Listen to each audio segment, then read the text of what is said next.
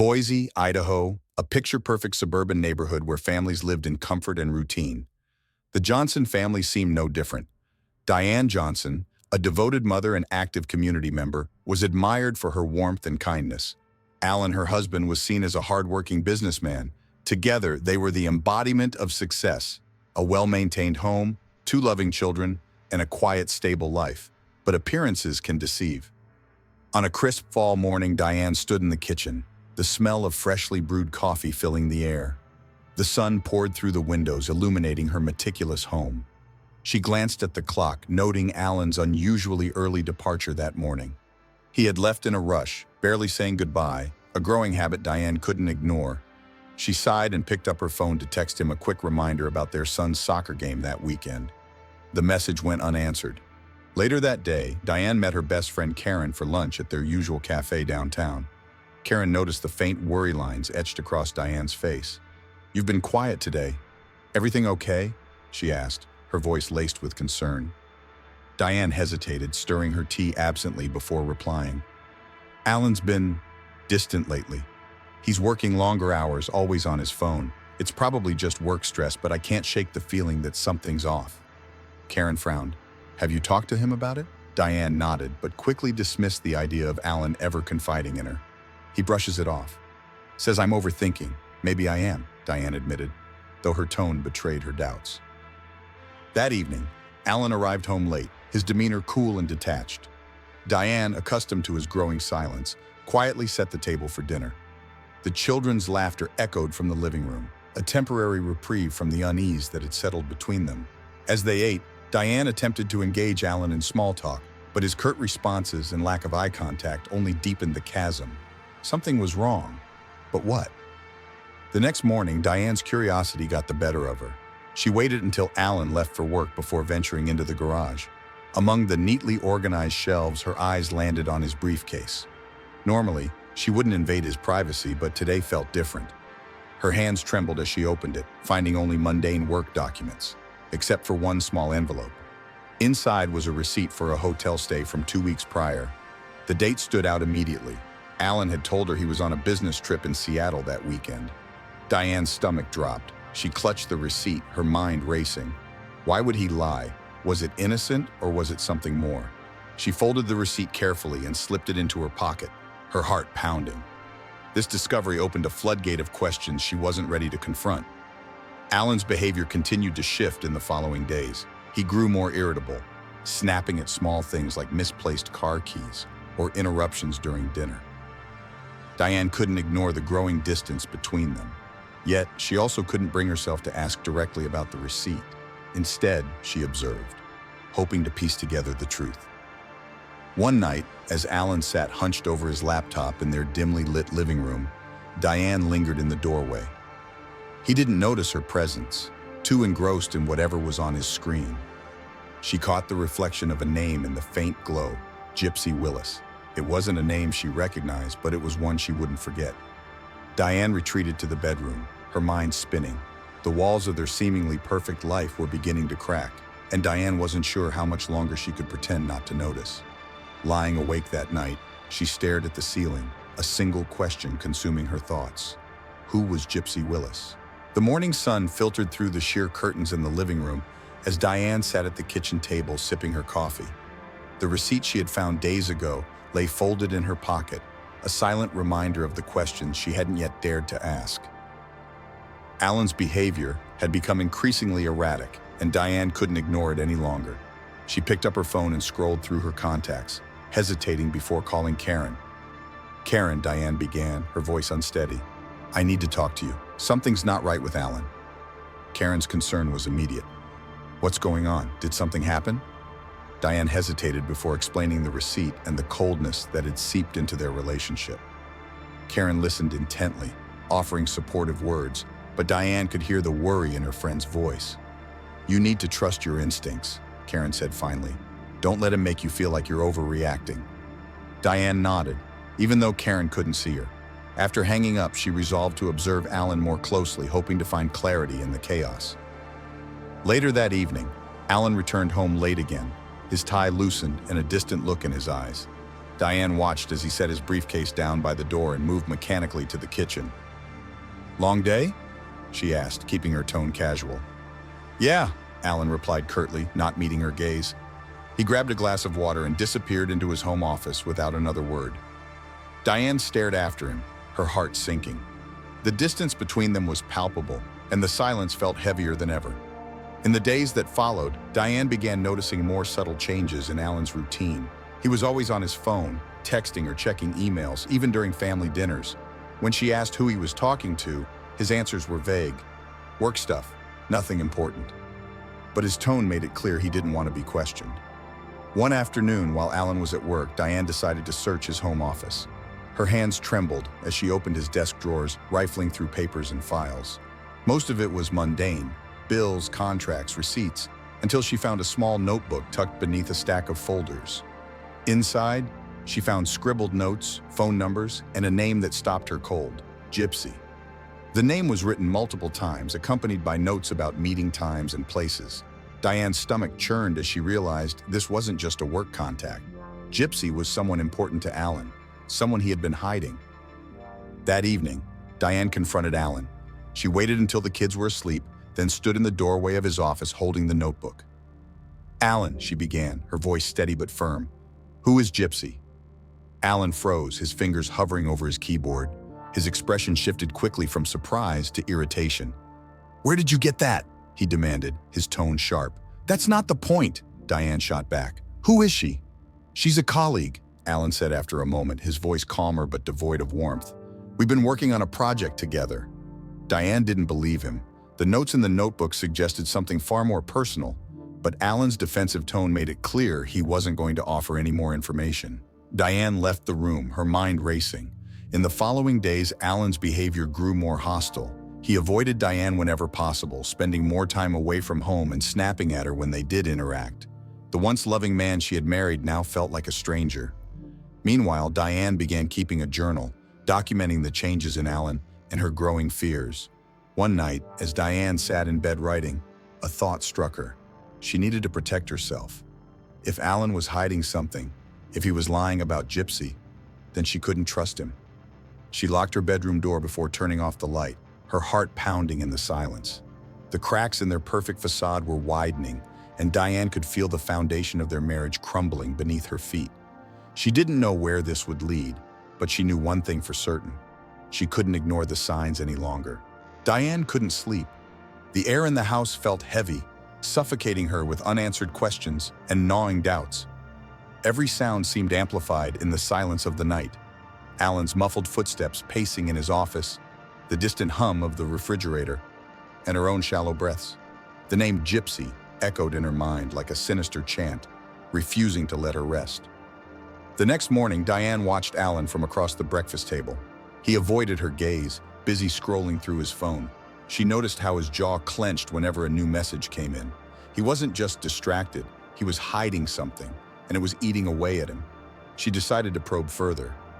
"Alan," Diane began, keeping her tone casual. "You've been working a lot lately. Everything okay at the office?" Alan didn't look up. "Yeah, just a busy season. You know how it is." Diane pressed on, her heart pounding. "And Gypsy, is she helping with this project you're so busy with?" This time, Alan froze. His fingers hovered over his phone for a split second too long before he placed it down. "She's just a colleague, Diane. Why are you so obsessed with this?" Diane's breath caught in her throat. "Obsessed? I'm your wife, Alan. If there's something going on, I have a right to know." Alan stood abruptly, his chair scraping against the floor. "You're imagining things. Maybe you should stop listening to your friends and focus on this family instead." His voice was sharp, cutting through the fragile peace of the morning. As Alan stormed out, Diane felt a chill run down her spine. She wasn't imagining things. Something was terribly wrong. Later that day, Diane reached out to a private investigator. She knew it was a drastic step, but she couldn't shake the feeling that she was being kept in the dark about something much bigger than she had initially thought. "I need answers," she told the investigator. "I need to know who Gypsy Willis really is." Days turned into weeks, and Diane became increasingly isolated. Alan's behavior grew colder, more calculated. He stopped making excuses for his late nights and dismissed her questions with icy indifference. Their children began to notice the tension, and Diane did her best to shield them from it, but the cracks in their family were becoming impossible to hide. One evening, as Diane tucked her youngest child into bed, her phone buzzed with a message from the investigator. "Meet me tomorrow. I found something," it read. Her heart raced as she replied with a quick confirmation. Sleep was out of the question that night as her mind swirled with possibilities. What had he uncovered? Would it confirm her worst fears? The following day, Diane met the investigator in a quiet coffee shop on the outskirts of town. He slid a folder across the table to her, his expression somber. "Gypsy Willis," he began, "is more than just a colleague." Diane's hands trembled as she opened the folder. Inside were photos of Alan and Gypsy together, smiling, holding hands, even kissing in a parking lot. Hotel records detailed weekend getaways disguised as business trips. There were messages between the two, discussing plans and a future together. One message stood out. In it, Gypsy had written, "We can't move forward until you take care of her." Diane's stomach turned. Her fears were no longer suspicions, they were reality. Alan wasn't just having an affair. He was planning to replace her, erase her from his life entirely. The words in that message carried a weight she couldn't ignore. What did "take care of her" mean? Could it be what she feared most? When Diane returned home, she found Alan in the living room staring at the television but clearly not watching it. She stood in the doorway, clutching the folder, her pulse pounding in her ears. "Alan," she said quietly. He glanced at her, his face unreadable.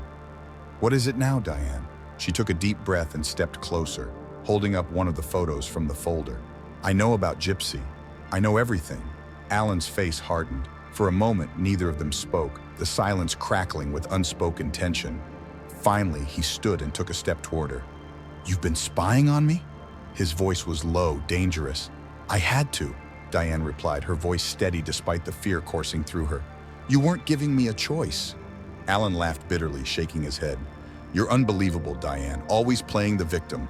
Diane's hand tightened around the folder. "I'm not playing, Alan, I'm protecting myself."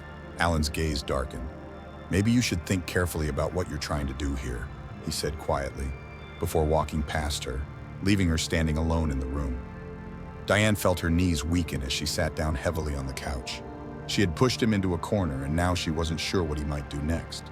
Diane sat in her lawyer's office, the weight of the folder still heavy in her hands. She had made her decision. She couldn't live like this anymore. The betrayal was too deep, and the danger too real. "I want to file for divorce," she said, her voice firm but strained. The lawyer nodded, explaining the steps involved, but Diane's mind was elsewhere, on her children, on Alan, and on what would happen when he found out. Would he try to fight her? Would he lash out? That evening, Diane returned home to a quiet house. Alan's car wasn't in the driveway, which gave her a brief sense of relief. She went straight to her bedroom, locking the door behind her, and began packing a small bag, just in case. Her hands trembled as she folded clothes and tucked away important documents. She didn't know where she would go, but she wanted to be ready if she had to leave in a hurry. Hours later, Alan came home. Diane heard his heavy footsteps echo through the house, followed by the thud of his briefcase hitting the floor. Her heart raced as she heard him coming up the stairs. She held her breath when he paused outside the bedroom door. The doorknob rattled.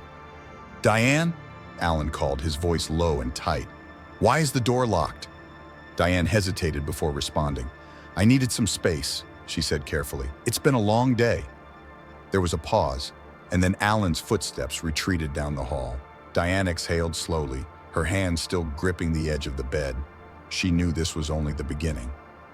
The next morning, Diane delivered the divorce papers to Alan at the breakfast table. His reaction was immediate and explosive. "Are you kidding me?" he shouted, slamming the papers onto the table. "You think you can just walk away from this family, from me?" "I'm doing what's best for myself and the kids," Diane replied, her voice steady despite her racing pulse. "You made your choices, Alan. This is mine." Alan's face darkened, his voice dropping to a dangerous tone.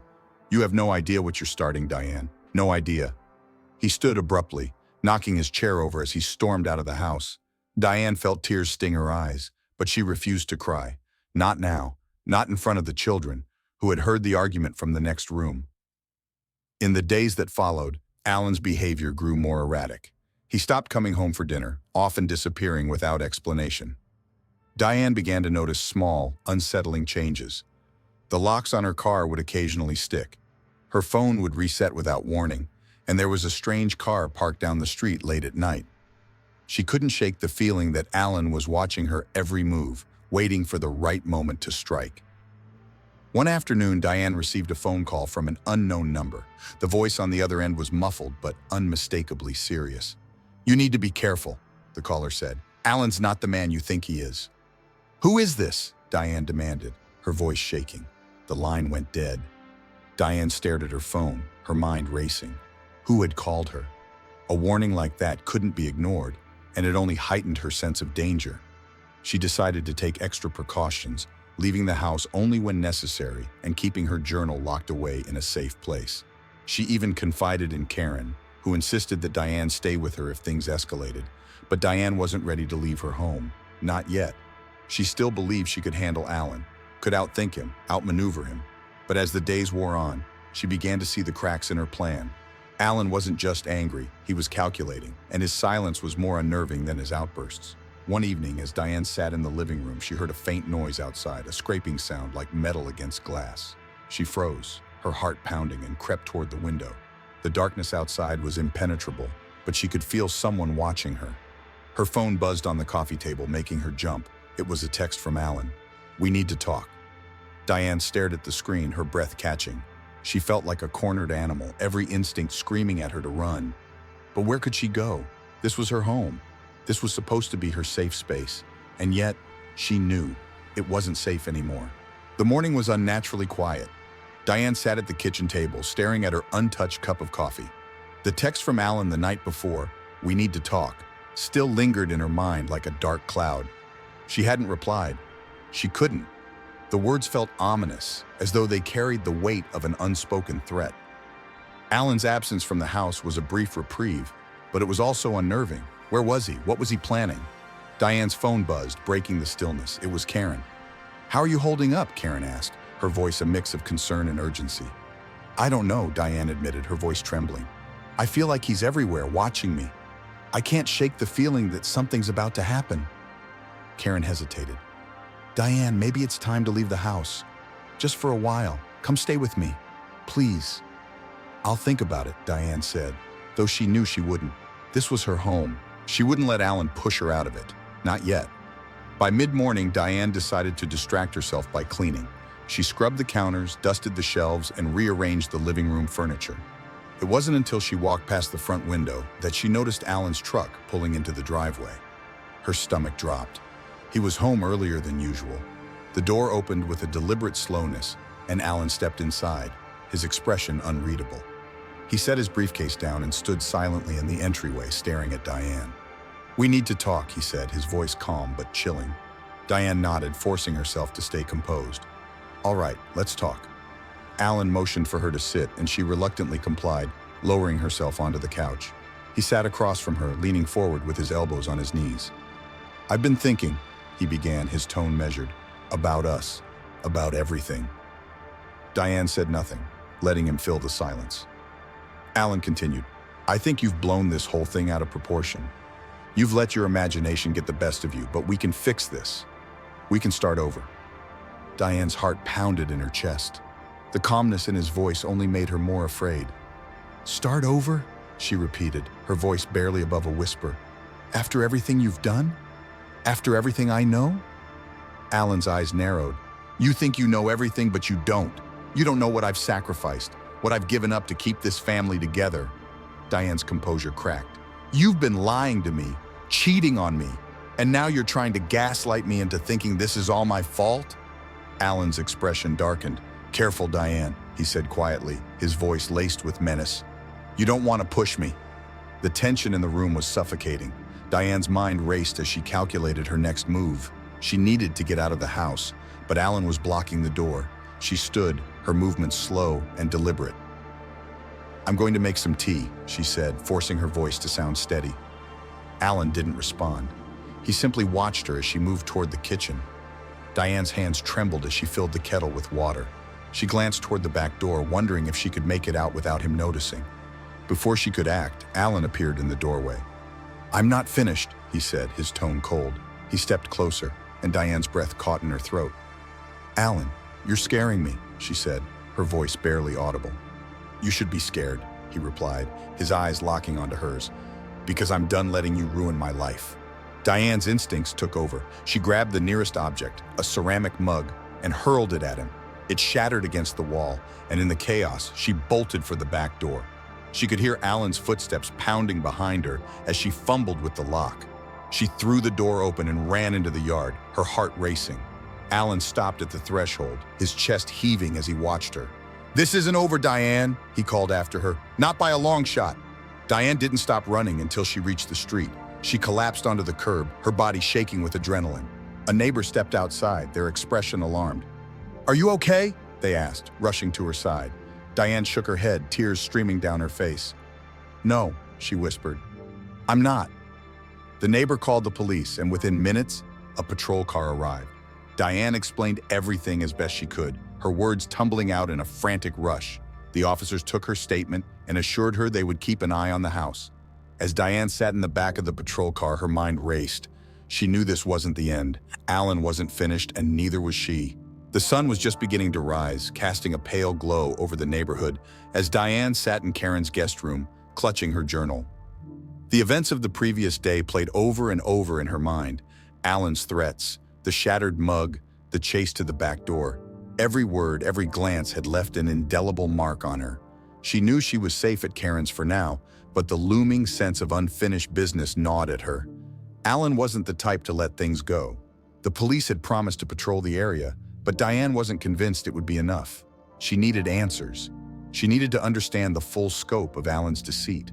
Opening her journal, she flipped through her carefully documented suspicions, her trembling fingers landing on one name, Gypsy Willis. She had to dig deeper. Later that morning, Diane met with the private investigator she had hired weeks earlier. His expression was grim as he handed her a thick manila folder. "You're not going to like what I found," he said. Diane's stomach churned as she opened the folder, her eyes scanning the damning contents. Financial records, photos, emails. It was worse than she had imagined. The photos showed Alan and Gypsy in intimate moments, holding hands at a park, leaving a hotel together, even kissing outside a cafe. The emails were explicit, detailing not only their affair but their plans for the future. One email in particular sent a chill down Diane's spine. It was from Gypsy, written just days ago. "I can't wait for us to finally be together. No more obstacles. No more obstacles." Diane felt her breath hitch. She closed the folder, her hands trembling. "He's planning something," she whispered, barely audible. The investigator nodded. "There's more. Alan's been making unusual purchases, surveillance equipment, lock-picking tools, and he recently withdrew a large sum of cash from one of your joint accounts." Diane's mind raced. The pieces were falling into place, but the picture they formed was terrifying. Alan wasn't just trying to intimidate her, he was preparing for something far more sinister. That afternoon, Diane met with the police again, this time armed with the evidence from the investigator. She handed over the folder, her voice steady but urgent as she explained her fears. The detective in charge, a sharp-eyed woman named Detective Harris, listened carefully, taking notes. "This is serious," Harris said, her tone grave. "We'll need to bring Alan in for questioning." As the police began their investigation, Diane returned to Karen's house, her nerves on edge. Every sound, every shadow felt like a threat. She stayed glued to her phone, waiting for updates from the police. Hours passed with no news. Finally, as the sun dipped below the horizon, her phone buzzed. It was Detective Harris. "We found something," Harris said. "Can you come to the station?" Diane's heart pounded as Karen drove her to the police station. When they arrived, Harris was waiting for her in a small, dimly lit room. On the table in front of her was a sealed evidence bag containing a gun. "We searched Alan's office," Harris said. "This was hidden in a locked drawer. It matches the description of the firearm registered in his name." Diane stared at the gun, her mind reeling. She had seen it before, the same gun Alan had claimed was for home protection. It was the same gun she had found weeks earlier in the garage, the one she had written about in her journal. "There's more," Harris continued, sliding another evidence bag across the table. Inside were printed copies of emails and text messages between Alan and Gypsy. "These messages suggest he's been planning this for months." Diane's voice cracked as she spoke. "Planning what?" Harris hesitated. It looks like he was trying to frame this as a robbery gone wrong, but the way he's been escalating, I'm not sure it would have stopped there. Tears welled up in Diane's eyes as the weight of it all crashed down on her. Alan had been plotting not just to scare her, not just to intimidate her, but to eliminate her altogether. And Gypsy had been complicit, pushing him toward the brink. As Diane left the station, clutching a copy of the restraining order the police had helped her file, she felt a strange mix of relief and terror. Alan was under surveillance now, but she knew better than to let her guard down. This was far from over. The courtroom buzzed with hushed voices as people filled the benches, anticipation thick in the air. Diane sat at the prosecution table, her hands clasped tightly in her lap. She avoided looking at Alan, who sat across the room, stoic and unflinching. The man she had once shared her life with now felt like a stranger she had every reason to fear. The trial had been building to this moment for weeks. The evidence was damning: the gun, the emails, the surveillance footage. But Diane knew how unpredictable the justice system could be. Alan's defense team was skilled, painting him as a misunderstood husband caught in a series of unfortunate coincidences. They were determined to undermine her credibility and cast doubt on the prosecution's case. The prosecutor, a sharp-witted attorney named Meredith Blake, rose to her feet. She wasted no time in laying out the case, her voice steady and confident. "Ladies and gentlemen of the jury," she began, "this is a case about deception, betrayal, and premeditation. The evidence will show that Alan Johnson meticulously planned to harm his wife, Diane, in an attempt to start a new life with his mistress, Gypsy Willis, and it will show that he was willing to do whatever it took to achieve that goal." Diane listened intently as Meredith outlined the timeline of events, weaving the evidence into a compelling narrative. The photos of Alan and Gypsy together, the threatening messages, the gun, all of it painted a chilling picture of a man who had crossed a dangerous line. The defense, led by a seasoned attorney named Thomas Grayson, took a different approach. "Alan Johnson is not a perfect man," Grayson admitted, his tone measured. "But being imperfect is not a crime. The prosecution wants you to believe he is a monster, but the truth is far more complicated. This is a case built on assumptions, not facts." Diane's stomach tightened as Grayson continued, spinning Alan's actions as the desperate mistakes of a man overwhelmed by marital stress. It was infuriating to listen to, but she knew Meredith would counter every point. The turning point came when Gypsy Willis was called to the stand. The room fell silent as she walked to the witness chair, her expression guarded. Meredith began her questioning with precision, dissecting Gypsy's involvement in Alan's plans. At first, Gypsy tried to downplay her role, insisting she had no idea Alan intended to harm Diane, but Meredith wasn't buying it. "Miss Willis," she said, her voice cutting through the tension like a blade, "did you not send an email to Mr. Johnson stating, and I quote, 'We can't move forward until you take care of her'?" Gypsy hesitated, her composure faltering. I didn't mean it literally," she stammered. "It was just frustration." Meredith leaned in, her gaze unwavering. "Frustration or encouragement? Because the evidence suggests you were fully aware of what Alan was planning. In fact, you were complicit." The jury's eyes were fixed on Gypsy, who looked increasingly cornered. Diane felt a flicker of hope. Meredith was dismantling the defense's narrative piece by piece. Next, Diane herself was called to testify. She took a deep breath as she approached the stand, her heart pounding in her chest. Meredith guided her through the questions gently but firmly, allowing her to recount the fear and turmoil she had experienced. Diane described the growing tension in her marriage, the threats, and the moment she realized her life was in danger. When Grayson cross-examined her, he attempted to discredit her, suggesting she had exaggerated the danger to gain sympathy. But Diane held her ground. "I didn't exaggerate," she said firmly. "I documented everything because I knew the truth would come out, and now it has." As the trial neared its conclusion, Meredith delivered a closing argument that left no room for doubt. "Alan Johnson made a choice," she said, her voice resonating through the courtroom. "A choice to betray his family, to put his own desires above the safety of his wife, and now he must face the consequences of that choice." The jury deliberated for hours, the weight of the evidence pressing down on them. Finally, the foreperson stood and delivered the verdict: guilty of first-degree murder. Diane's breath caught as the words sank in. Alan sat motionless, his expression unreadable. The judge pronounced the sentence: life in prison without parole. The gavel struck, signaling the end of the trial, but for Diane, It was just the beginning of a long road to healing. The courtroom was nearly empty now. The echoes of the gavel's final strike lingered in the air, marking the end of a harrowing trial. Diane sat quietly, her hands resting in her lap, staring at the wooden table before her.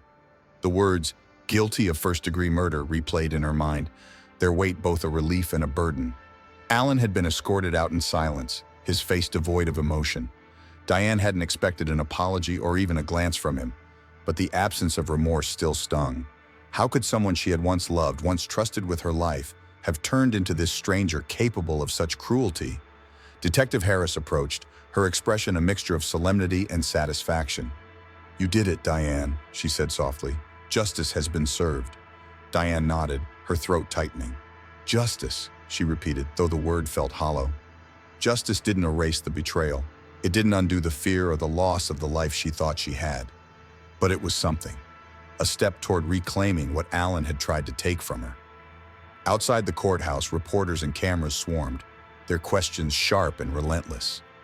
Diane raised a hand to shield her face as Karen stepped protectively by her side.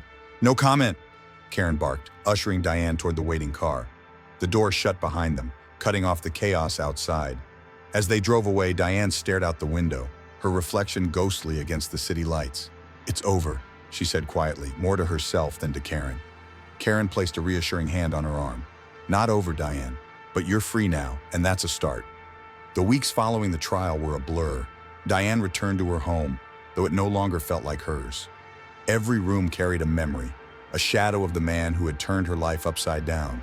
She spent hours cleaning, rearranging furniture, trying to reclaim the space as her own. But the emptiness lingered. One evening, as Diane sorted through old photo albums, she stumbled upon a picture of her family from years ago. She, Alan, and their children were smiling at the camera, arms around each other, the picture of happiness. She felt a pang in her chest. It wasn't the man in the photo she had lost. It was the illusion of him, the life they had built together. Her children, too, bore the scars of their father's actions. They asked questions Diane didn't always have answers for. "Why did Dad do it?" her youngest had asked one night, his voice trembling. Diane had no words to ease his pain. "Sometimes people make choices that hurt others," she had said finally. "But what matters is that we're safe now, and we'll get through this together." Support came from unexpected places. Neighbors brought meals, friends reached out with kind words, and even strangers sent letters of encouragement. Diane began to realize she wasn't alone. Her story had touched others, resonated in ways she hadn't anticipated. Slowly, she found strength in their support. Detective Harris visited one afternoon, bringing an update on Gypsy Willis. "She's cooperating," Harris explained, her tone clipped, trying to minimize her role, but she's facing charges for fraud and conspiracy. She won't be walking free anytime soon. Diane nodded, her expression unreadable. She didn't feel anger toward Gypsy anymore, just a deep, hollow sadness. Gypsy had been a pawn in Alan's twisted game, but she had made her choices too. As the months turned into a year, Diane began to rebuild. She joined a support group for survivors of domestic abuse, finding solace in the shared experiences of others. She threw herself into her work, discovering a renewed sense of purpose. And slowly, the shadows that had haunted her began to lift. One evening, as Diane stood on her porch watching the sun dip below the horizon, she felt something she hadn't in a long time: hope. The road ahead was still uncertain, but she had made it this far. She had survived, and she was determined to keep moving forward.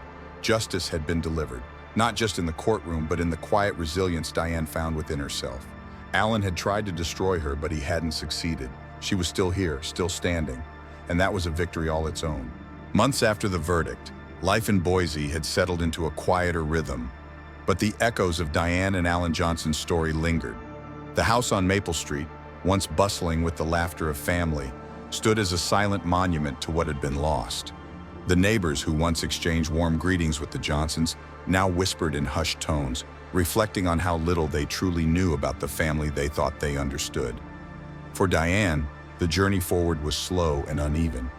Each day was a test of strength, each moment a reminder of the life she had narrowly escaped. She often found herself replaying the events, trying to make sense of how the man she once loved had become a threat to her existence. Yet, amidst the grief and confusion, there was a growing sense of resolve, a determination to reclaim her life piece by piece. Her children carried their own burdens. Her eldest, now in high school, struggled with trust, finding it difficult to open up even to close friends. "What if they don't believe me?" he had asked one night, his voice breaking. Diane held him tightly, reassuring him, "Your story is your strength. Never doubt that." The youngest had a different way of coping, often retreating into books and art. One day, Diane found a drawing taped to the fridge, a sketch of their family before the cracks appeared. "I just wanted to remember the good times," the child said softly. Diane's heart broke and healed all at once. The pain was there, but so was the love. Diane continued her sessions at the support group. The women there, each with their own stories of survival, became her lifeline. Together, they shared laughter and tears, celebrating small victories and comforting one another in moments of doubt. One evening, Diane brought her journal to the group, reading passages she had written in the darkest times. "Writing this saved me," she admitted. "It reminded me that I deserve better." The community around Diane also began to change. Conversations about domestic abuse, once avoided, now surfaced in PTA meetings and neighborhood gatherings. People spoke more openly about recognizing warning signs and offering support to those in need. Diane became an advocate, using her story to educate others. She organized workshops at the local library, partnering with counselors and legal experts to provide resources for those feeling trapped or unsafe. "If I can help one person avoid what I went through," she told Karen, "it will all be worth it." Alan's name, meanwhile, became a cautionary tale. His actions were dissected in true crime podcasts and documentaries. His motives debated but never fully understood. Gypsy Willis, after serving her sentence for her role in the conspiracy, disappeared from public view, her whereabouts unknown. For Diane, neither Alan's imprisonment nor Gypsy's disappearance brought satisfaction. Justice had been served, but closure was elusive. One evening, as Diane stood on her porch, she watched her children play in the yard, their laughter carrying on the breeze. The weight in her chest felt lighter, though it hadn't disappeared entirely. Life wasn't perfect, it might never be, but it was moving forward. She glanced down at her phone, a message from Karen lighting up the screen. "Proud of you." Diane smiled, pocketing the phone as she stepped off the porch to join her children.